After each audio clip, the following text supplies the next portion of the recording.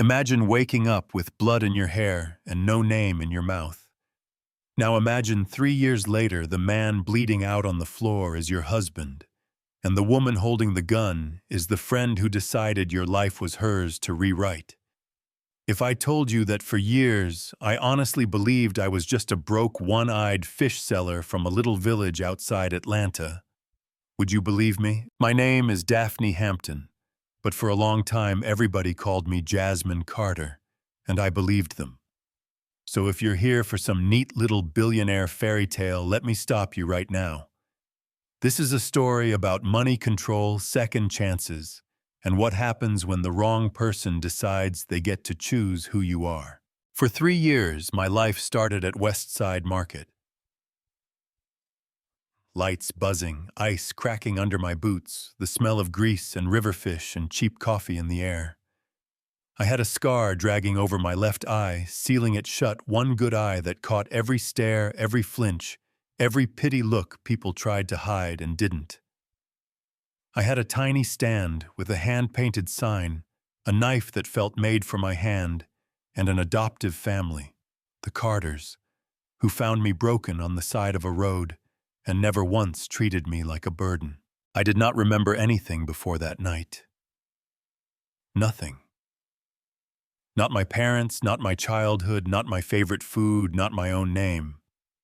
A woman I could barely see through the haze told me in the hospital, soft like a lullaby, "You're from the fish village, honey. You sell fish, that's all you need to remember. And when your skull feels split open and no one comes to claim you, you take what you're given. You cling to it because the alternative is staring at a black hole." So I became Jasmine. I learned fish like I'd been born on the docks, my hands moving fast over bone and skin, my knife work so clean, the other vendors joked, I must have been a surgeon in another life. You know what I mean? Those throwaway comments that hit different later. We were broke in that familiar American way. My adoptive dad, Thomas, had heart surgery insurance barely touched. Louise, my mom, killed her knees on double shifts at a diner. DeAndre, my little brother, shelved his college dreams to work nights in a warehouse. I did what I could with catfish and grit. It wasn't glamorous, but it was honest. Then one stupid tiny moment cracked everything. I was gutting catfish one morning, counting in my head how far behind we were on bills, when this tall guy in a plain white t-shirt and stupidly expensive jeans steps behind my stand like he owns the place. I didn't look up. "We're not open yet." I snapped, knife in hand. "Come back in 20 minutes. I really need your help," he said, closer now. I turned ready to tell him about the knife in my hand, and for a second, the world went quiet. Yeah, he was handsome, but that wasn't the problem. The problem was the jolt in my chest, like my bones recognized him before my brain did. His eyes did that same quick, shocked thing when he saw me, like he'd just found something he'd lost. We both said it. "Do I know you?" Behind him, 3 men in suits cut through the crowd with earpieces and faces like they'd forgotten how to smile. Not cops. Private security. The kind that thinks money is a personality. "They're looking for me," he muttered, trying to sound casual, feeling, "Can I just—" He didn't even finish. I knew. Not because I trusted him yet, but because the men chasing him had that we own the world walk I'd learned to hate.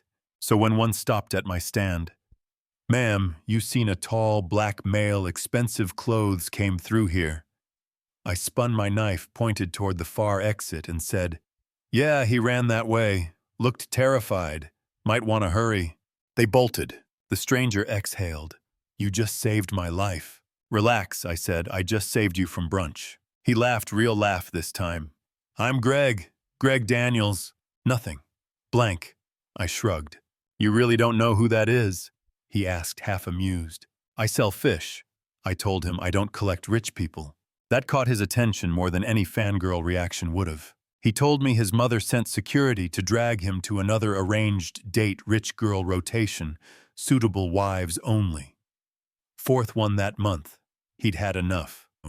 "That's insane," I said. "Welcome to my family," he said. His eyes flicked to my scar, quick-focused, no pity.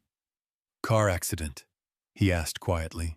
"That's what they tell me," I said 3 years ago. "Woke up with this and no idea who I was. Carter family took me in." "I'm glad somebody did," he said, and I believed him. He ordered 2 fillets he clearly didn't want. Pulled out a matte black card, heavy as guilt.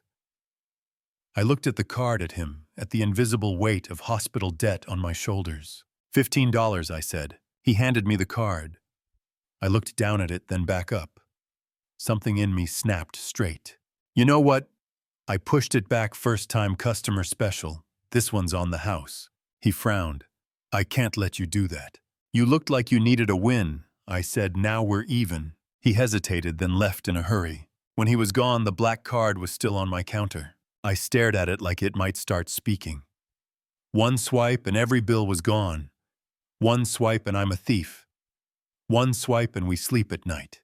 "If it were you, what would you have done?" I argued with myself all day, fingers hovering over it between customers. Then I saw the embossed address, Daniels Corporation, downtown. That building with the smug glass I passed on bus rides home. I decided I wasn't going to start my new life by stealing from the one man who'd looked at me like I was more than a scar and a story. So after closing, still smelling like fish and fryer oil, I took 2 buses and walked into his lobby. Marble floors, giant fountain people dressed like they billed by the minute. The receptionist looked at me like I'd wandered in to clean something. "I'm here to return this to Greg Daniels," I said, holding up the card. "You can leave it here," she said, already done with me. "Mr. Daniels doesn't see walk-ins." I almost put it down, almost walked out. Then a man in a clean navy suit stepped up. "I've been expecting her," he said. "Mr. Daniels asked me to look into the woman who helped him. I'm Kenneth. Please come with me." Security footage. He'd seen me lie for him, refuse his money, and come all this way to return his card. In a private elevator up to a penthouse office, I wondered if I'd just made the smartest or dumbest decision of my life. When those doors opened, he was there, suit on skyline behind him. But when he saw me, that same raw relief crossed his face. "You came," he said. "You set me up," I said, lifting the card. "I wanted to see if you'd return it." He said, "No shame. Most wouldn't." "I'm not most," I told him. He looked at me for a long beat. Then he said simple, "I have a proposal, not a line, a contract." He laid it out. His mother was parading potential wives at a gala tomorrow. He wanted to show up already, married to someone she would never pick. Someone real. In exchange, he'd pay off all the Carter's debt and pay me more money a month than I'd see in a lifetime of fish. 6 months legal marriage. He said, "You get security, I get freedom. Separate rooms, clear rules, we help each other." I thought it was a test, or a prank, or some billionaire social experiment. But his eyes were steady, tired, a little hopeful. "You don't know me," I said. "I know enough," he said. "You helped a stranger, refused his money, brought his card back. I trust that more than a background check." I didn't say yes, not right away. I took it home, laid it on the table with all the overdue notices. Louise went quiet in that way that means her heart hurts. Thomas said, "We will figure this out without selling you off." But his hands were shaking. DeAndre said what you're probably thinking. Sounds like step 1 in a true crime podcast. But when they were done, my dad looked at me and said, "If you do this, do it because you choose it. And if you don't feel safe, you walk. I don't care how rich he is." In my room, I texted Greg. I listed my conditions. My family knows the truth. Separate bedrooms, no touching. Unless I say so, I can walk anytime. He agreed to every single one. Then I asked the question stuck in my chest. "When you saw me, did it feel like you'd met me before?" He took his time. "Yes," he wrote, "and it's been driving me crazy." So I said yes. The courthouse ceremony was quick and ugly. Fluorescent lights, humming judge mispronouncing my name, Greg, in a navy suit, looking at me like I was the only real thing in the room. He slid a simple ring on my finger. I had nothing for him. You may kiss the bride, the judge said. We don't have to. I started, but he leaned in like it was the most natural thing in the world. His lips touched mine and my brain lit up. Flash. Ambulance siren screaming his blood on my gloves, my voice calm. Stay with me, Greg. Steady hands, steady heart. His eyes locking on mine like they already belonged there. I staggered, pulled back. You okay? He whispered. I'm fine. I lied, because what else do you say when your fake husband's kiss triggers a memory from a life you don't remember? On the drive to his penthouse, he warned me about the gala. Cameras, old money, his mother, his cousin Brandon, his grandfather, Malcolm. They feed on weakness, he said at a red light. We have to look like the real thing. I'm not an actress, I said. Then just don't lie with your eyes, he said, half smiling. Just follow my lead. At our apartment that afternoon, his team turned the living room into a mini runway. I chose a green dress that fit like it had a point to prove. They asked if I wanted to conceal the scar. No, I said, if he's ashamed of it, we've got bigger problems. When I stepped out, Louise said, You look like you're about to change everything. And she was right. Red carpet flashbulbs, reporters yelling, Greg, who is she?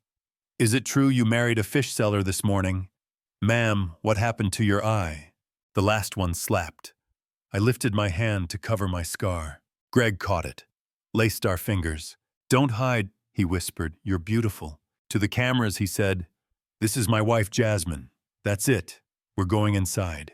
Inside the room went quiet in that rich people way. His mother made a beeline. Patricia in silver eyes, sharp. You got married, she said low and lethal without including me. I am grown, Greg said. I do not need your permission. And this is who you chose. She ran her gaze over me, landed on my scar. Where did you find her? At the fish market. I answered steady, I sell fish. She married you for your money, Patricia snapped. Actually, I said, your son married me for his freedom. So I'd say we both got what we wanted. A few people coughed, trying not to laugh. Greg squeezed my hand. Then Malcolm appeared. Older, dignified, with kind eyes that saw more than they said. Welcome, he told me. Don't mind my daughter. She forgets we used to be regular folks. He asked about my scar. I gave him the standard answer: car accident 3 years ago, woke up with no memory. His face shifted. 3 years, he echoed quietly. Then I saw her. Red dress, steady eyes. Dr. Jane Williams. Her glass hit the floor and shattered. Red across white marble. The second our eyes met, pain exploded behind my forehead. Flash of her standing over me in the dark voice saying, You're from the fish village, honey, that's all you need to remember. Gone. Who is that? I whispered. Jane, Greg said. Brandon's fiancée. Surgeon. Why? I don't know, I said, but my whole body did. And then Malcolm collapsed. He went down hard. Patricia screamed. People froze. He's choking, someone yelled. Jane stepped in. I'm a doctor. She started to Heimlich, an unconscious 70-something-year-old man. Something in me snapped into place. Stop, I shouted. Everyone turned. You'll break his ribs and do nothing for his airway, I said, and I sounded exactly like someone who knew move. I didn't think. I dropped to my knees, tilted his head, checked his mouth, found no air. Complete obstruction, I said, not Jasmine, not guessing, just sure I need a pen. Greg shoved one into my hand like we'd trained for this. I broke it apart, found the spot on his neck. Small incision tube in. A rush of air. Malcolm gasped. Silence. Then chaos. Paramedics' questions. Where did you train? One asked. I didn't, I said, staring at my hands. Later at the hospital, Malcolm asked to see me. He took my hand. You sure you don't remember? He asked. No, sir. Blood type. AB negative. He closed his eyes. So was my granddaughter's. Daphne. She disappeared 3 years ago. Same day you woke up. And that was the moment my two lives finally touched. Greg sat with me in the waiting room and told me about her. About me. Without knowing. He told me about the wreck years ago, how a trauma surgeon named Dr. Daphne Hampton sliced him open in an ambulance, and saved him, how he hunted me down, after how I made him chase me for months, how we fell stupidly in love. Then the crash 3 years ago that took my parents, how my body was never found, how he buried an empty box. As he talked, memories came in jagged flashes, my hands inside his chest. Our stupid fights, our bench under the oak tree at Piedmont Park, a scalpel, a pager, long nights at the hospital. Kenneth rushed a DNA test. When he came back, he didn't sugarcoat it. "It's a match," he said. "Jasmine is Daphne." You ever have reality tilt so hard you need a wall? If being Jasmine had felt small, being Daphne again felt heavy. Parents gone. Estate stolen. Identity manipulated. A man who'd been grieving me now staring at me like he was afraid to hope. We dug into Jane. I found that old article about her botched surgery, how I'd reported her. I remembered more leaving that hearing determined to protect patients, brakes failing on the drive, headlights, impact, ravine pain. And Jane's face bending over me not as a savior, but as a grudge. "You took everything from me," she'd said with a knife in her hand. She didn't call for help. She rewrote me. So we set the trap. We went public. Presumed dead heiress surgeon Daphne Hampton found alive to reopen family vault. Cameras waited. Only my biometrics could open it. Jane panicked. That night, she rushed to the Hampton estate, went straight to my father's study, grabbing files, burning evidence. We confronted her. She cracked, admitted enough to hang herself.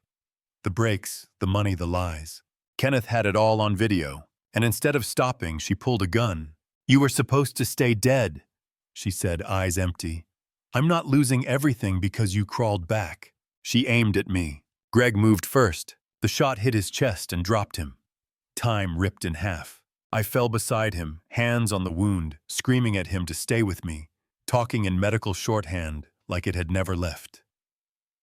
Kenneth's guys tackled Jane. 911. Sirens. In that moment, I didn't care if I was Jasmine or Daphne, poor or rich. I just knew I wasn't losing him again. Surgery, ICU, long hours of bargaining with a god I wasn't sure was taking calls. He lived. Bullet missed his heart. Jane pled guilty to everything. In court, the judge let me speak. I told her, "You took my parents, my name, 3 years of my life. You shot the man I love. I won't forgive you. I am choosing to move on, but that doesn't mean you get absolution. Actions have weight." I asked for the max sentence because some people are simply dangerous. Do you think that's justice or too harsh? Be honest. When the vault finally opened, my palm, my retina, my voice unlocked generations of Hampton history. Inside, we found proof of Jane's theft, but also a letter from my father telling me that no amount of money or reputation mattered if I forgot who I was, and that I could live any life, surgeon, shopkeeper, whatever, and still make him proud if I led with integrity. There was a box for my wedding day with my mother's ring inside. Later that night, next to Greg's hospital bed, listening to the monitors, I slipped that ring onto my right hand and decided I was done living lives other people wrote. When Greg was strong enough to talk without wincing, he said, "I fell in love with you twice. I'm not walking away just because the contract ends." "You're still on painkillers," I said. He smiled. "I'll say it again when I'm not." He did, over and over. 2 months later, under our oak in Piedmont Park, with both our families there, Carter's and Daniel's folding chairs and bad floral ties and all, we got married for real. Malcolm officiated with too many jokes. Patricia cried and tried to hide it. DeAndre filmed everything like it was his masterpiece. In my vows, I said, "I'm not choosing between Daphne the surgeon and Jasmine the fish seller. I am both. And if you marry me, you marry every version of me." "Good," Greg said. "That's who I've been chasing this whole time." Life after that. I went back to medicine part-time, opened a free clinic in East Atlanta in my parents' names, where nobody gets turned away. I helped the Carters into a house that didn't flood when it rained. We set up scholarships. And on Saturdays, I still show up at West Side Market, tie my apron, and sell catfish. People ask, "Why are you here? You're rich. You're a surgeon." Because that stall is where a nameless woman learned she was still worthy of love. Because that's where Greg saw me as a person, not a project. Because both stories are mine and I refuse to act like only one is respectable. And here's the part I want you to sit with. The system really only snapped to attention when it realized the girl behind the fish stand was the missing Hampton heiress. Same woman, same scar, same trauma. Different label, different priority. We say justice is blind. But my whole life I watched who gets believed and who gets dismissed, who gets protected, and who gets written off as unfortunate. Trust me, justice sees class, sees money, sees last names. It saw mine. So I'm asking you, if I'd stayed just Jasmine, no DNA, no rich family, no press, do you think Jane would be in prison right now, or still cutting into people's bodies like nothing happened? Do you think my parents' deaths would matter to anyone outside a police file? Do you think someone like her deserves forgiveness just because she finally cried in a courtroom? If it were you, if someone stole your life and wore it, would you forgive them? Tell me in the comments. Argue with me. Tell me if you think I'm too hard or not hard enough. Tell me if you've ever had to rebuild yourself from scraps someone else left you. Share this with someone who has been through hell and needs to hear that losing everything doesn't mean you're done. Hit subscribe if you want more real messy stories, where love is stubborn, money is not holiness, and survivors are not quiet. And remember, whether you're in a penthouse or behind a fish stand, whether people believe you or try to erase you, you are more than what they did to you, more than what they called you, more than the box they shoved you into. You are allowed to rise anyway. Now tell me your story.